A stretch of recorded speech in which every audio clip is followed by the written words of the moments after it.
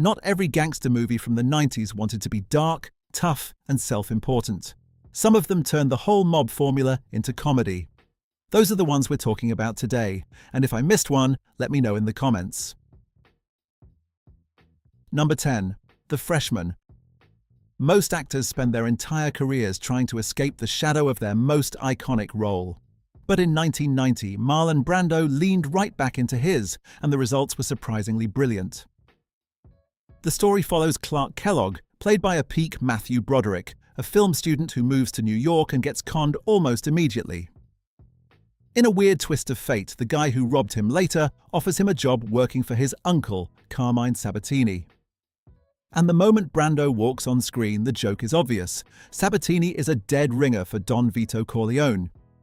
He's even known as Jimmy the Toucan. It's a huge gamble. In the wrong hands, this could have turned into a cheap, embarrassing spoof. But Brando plays it so straight that it works. He's not just mocking the past.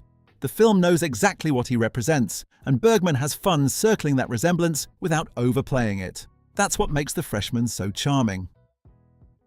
Every time the movie gets close to spelling out the Godfather joke too directly, it swerves into something drier, weirder, and smarter. What could have been a stale, one-note idea turns into a genuinely sweet, offbeat comedy. Number 9. My Blue Heaven. Interestingly, My Blue Heaven works as a great companion piece to Goodfellas because both films were inspired by the life of Henry Hill. The connection makes even more sense when you realize the writers of the two films, Nicholas Pileggi and Nora Ephron, were husband and wife.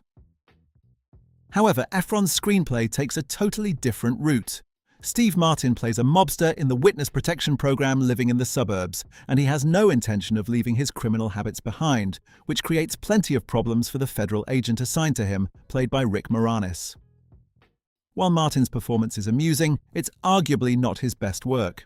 The storyline involving Rick Moranis and Joan Cusack actually feels more grounded in the film's specific tone.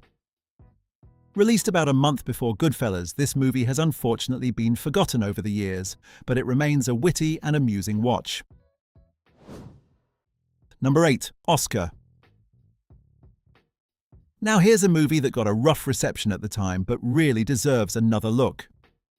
Oscar is an odd one. It's based on the Claude Magnier play that had already been adapted into a hit French film starring Louis de Funès. So naturally, Hollywood decided the right man for the job was Sylvester Stallone. On paper, that sounds insane. Stallone is nothing like de Funès, physically or rhythmically, and their screen energy could not be more different. But somehow, Sly makes it work.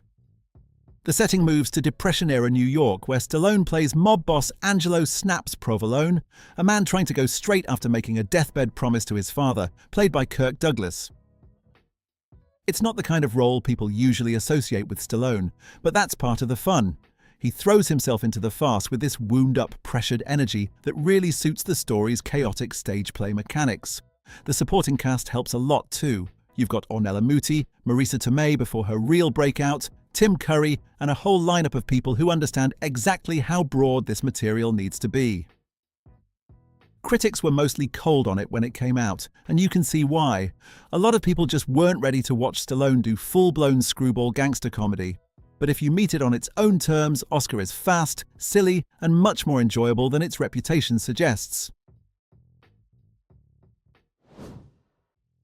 Number 7. Mad Dog and Glory. Picture Robert De Niro in the middle of a crime scene, suddenly singing and dancing along to Just a Gigolo. It's an iconic image, yet this film feels a little too small to be widely remembered today. De Niro plays against type here as a shy crime scene photographer in Chicago. After he saves the life of a local crime boss, played by Bill Murray, he's sent a strange gift, a bartender named Glory for a week of personal services. After some initial hesitation, he falls for her and decides to set her free rather than return her, turning a powerful friend into a dangerous enemy. Produced by Martin Scorsese, the movie plays like a strange little urban fairy tale. It's an impressive genre mix with a light, charming tone, especially in the scenes between De Niro and Uma Thurman. With a great Chicago backdrop and David Caruso in a supporting role, it's a very involving watch that deserves to be remembered more often. Number 6. Bullets Over Broadway. Set in 1928 New York, this one follows David Shane, a young playwright played by John Cusack, arriving on Broadway from Pittsburgh and desperate to get his new play, God of Our Fathers, produced. To make that happen, he agrees to a compromise. A gangster named Nick Valenti helps finance the play, but only if David gives Valenti's untalented girlfriend, Olive Neal, a part in it. The real surprise, though, is Olive's bodyguard, Cheech. He may be a low-level mob guy, but once rehearsals start, he begins feeding David ideas that genuinely improve the script. Where I'd be careful is calling this one overlooked. It's actually one of Woody Allen's best-received films from that period, with strong reviews, major Oscar attention, and a win for Diane Wiest. So it's less a buried gem than a film people maybe don't bring up as often now as they should. Beyond the laughs, the movie gets into some surprisingly serious ideas about authorship, artistic integrity, and what it really means to create something great. That's a big part of why it still holds up. Number 5. Get Shorty. Based on the excellent Elmore Leonard novel, Get Shorty is a hugely entertaining crime comedy driven by the effortless charisma of John Travolta. While Chili Palmer is an intriguing character on the page, Travolta brings a refreshing twinkle to this adaptation. He plays Palmer as a Miami mobster and loan shark armed with a cigarette, a half-smile, and a plan he's sure can't fail. The entire supporting cast does great work, but Travolta really shines as this Hollywood-adjacent wise guy. He perfectly balances an intimidating tough guy image with a very curious kind of appeal. It's a performance that didn't go unnoticed either. Travolta won the 1996 Golden Globe for Best Performance by an Actor in a Motion Picture, Musical or Comedy. Number 4. 8 Heads in a Duffel Bag. If you've ever wanted to see an out-of-control dark farce that leans into its cliches as hard as its twists, this is the one. The premise is as wild as the title. A college student drives everyone insane when he accidentally ends up with a duffel bag containing 8 severed heads. It delivers some truly bizarre moments, like Joe Pesci whipping David Spade, or a fever dream sequence where the heads sing a 1950s parody while their bodies seek revenge, and honestly, the heads look surprisingly great. Pesci is excellent here, but the rest of the cast holds their own too. The script is wickedly funny and much less predictable than most movies in this genre. While it's probably about 20 minutes too long, the twists are genuinely surprising and keep the whole experience feeling fresh. Number 3. Jane Austen's Mafia. Jim Abrahams, one of the minds behind Airplane and The Naked Gun, took a swing at the gangster genre with this 1998 spoof, usually known simply as Mafia. And yes, this is basically a full-blown parody of The Godfather, with extra shots fired at Casino and just about anything else the movie feels like dragging in. The film charts the rise and pratfalls of the Cortino family, beginning with young Vincenzo in Sicily before shifting into a power struggle between his 2 sons, the level-headed war veteran Anthony and the loose cannon Joey. Anything can happen in this movie, and I mean anything. At one point, young Vincenzo makes a wish for his girlfriend's boobs to be bigger, and they actually grow right in front of him. Sure, it's all completely ridiculous, but you can easily ignore the hollow puns and just laugh at the sheer absurdity. Number 2. Analyze This.